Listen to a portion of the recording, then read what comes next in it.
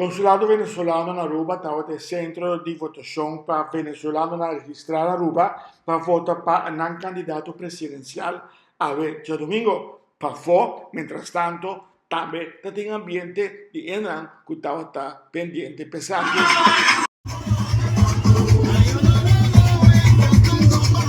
Pero esta pessoa não necessariamente significa que não vai votar que não.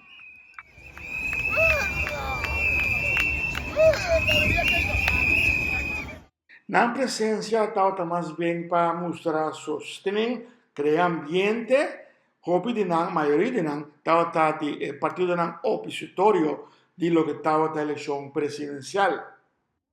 Padén, tu cosa estava claro y votamento estaba andando del consulado venezolano.